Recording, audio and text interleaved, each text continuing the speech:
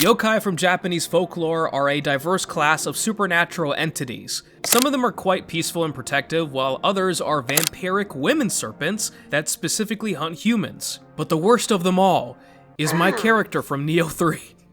I look like a melting school principal. I just finished Nioh 3, probably one of the best Souls-likes I've ever played. I still think Lies of Peak is a little bit better, but some of the yokai present were quite terrifying, especially after understanding the inspiration behind them. So I've gathered a total of 8 yokai that I want to share with you that I think are just some of the scariest enemies in the entire game. Spoiler warning ahead, of course, because I will be covering some bosses, and also if I mispronounce any of these names, I apologize in advance. I'm Egyptian, not Japanese, so, you know. Also, if you enjoy, subscribe. I like talking about games like this, and other stuff. Alright, let's get started.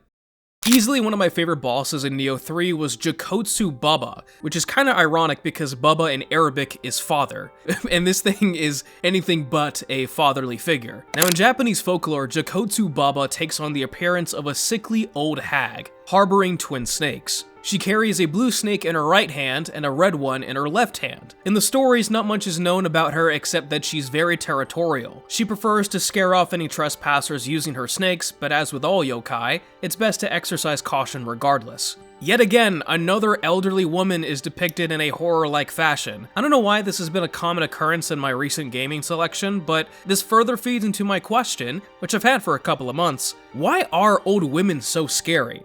You know what, I'll answer that in a future video. Now, in Nioh 3, they translate these yokai into boss fights. I really think it's cool to see the creativity here and how they incorporate the inspiration into their mechanics. Jakotsu Baba wields a red and blue snake, so the developers depicted these snakes using both fire and ice respectively. She wields them as weapons, using them as a sort of flail or chained whip. Her regular form is an accurate depiction of her inspiration, but when she transforms, her appearance becomes much more ghastly. Future me, put a ghastly from Pokemon on the screen, because that's a funny edit. Her jaw splits open, her spine protrudes from the base of her neck, elongating into this serpent-like form. She has taken on the appearance of her companions, and it truly was a shocking thing to witness for the first time. She's not necessarily a dangerous yokai when it comes to the folklore, but her appearance was more than enough to talk about here. I mean, I love Jakotsu Baba. I think she was an excellent early game boss, and again, one of my favorite bosses altogether.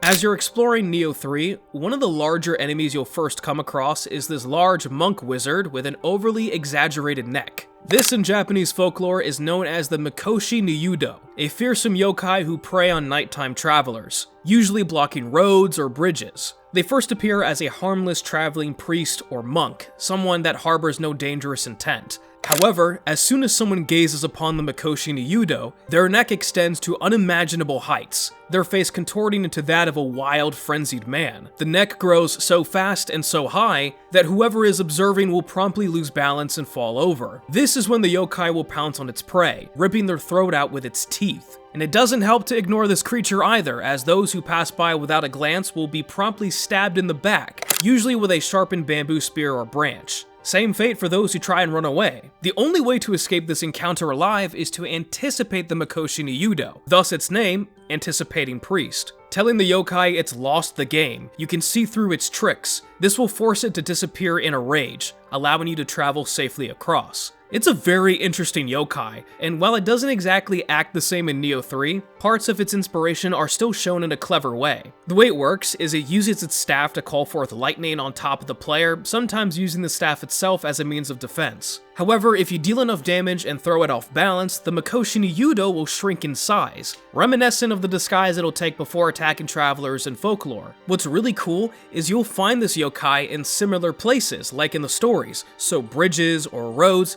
and you find them only at night. It's a pretty cool enemy that stands out on your first run through the game. I certainly was surprised by it, and I thought it was really cool.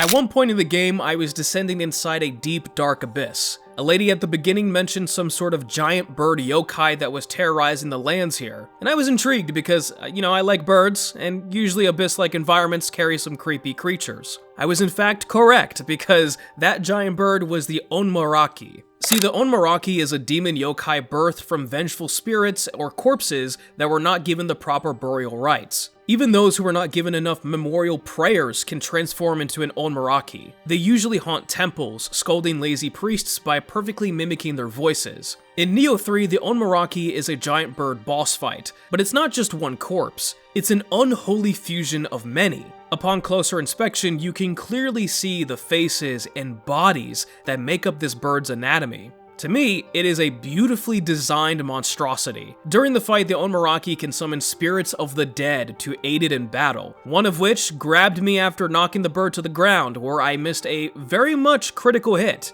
So thanks for that. Also, for some reason, the developers decided to make this thing sound like an elephant.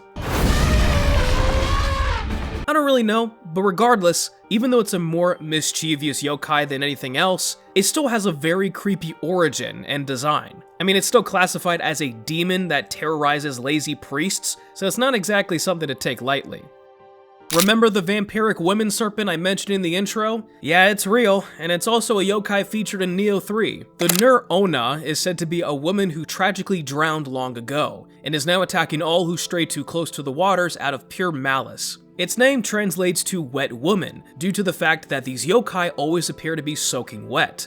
They lure men, sailors, all kinds of travelers to help them, disguised as a beautiful woman. Once the prey gets close enough, they attack by draining their blood with their long serpent-like tongue. In certain stories, the yokai will ask the soon-to-be victim to carry their baby for but a moment. Once they start carrying the baby, it becomes as heavy as a boulder, leaving them helpless to the yokai's attack. A good rule of thumb here is that if the yokai appears as a woman, especially a beautiful one, it's best to not engage. Same case for Nioh. The Nure Onna is a regular enemy, but one that's surprisingly strong. I mean, between the grab attacks, its agility, paralysis, hair, strength, it's not something I'd rather fight. As a matter of fact, I had to go back to the game and record some of this footage because, I usually ran past it most of the time. Nioh harbors actually a lot of yokai with similar backstories, even appearances, and one in particular that I'm mixing in with this entry is none other than the Hino Enma. Think of it as like the land version of the Nure Onna. Its name literally means flying fate demon. The Hino Enma target specifically young men, draining them of their life energy, making them feel weaker, becoming poorer. Eventually the victim perishes, and the yokai moves on to find their next victim. Much like the Nure Onna, it disguises itself as a beautiful woman before revealing its true nature. In Nioh, it's a rather intense boss fight that's appeared in multiple games. She is very fast and uses that to her advantage, pretty much overwhelming the player in the early game.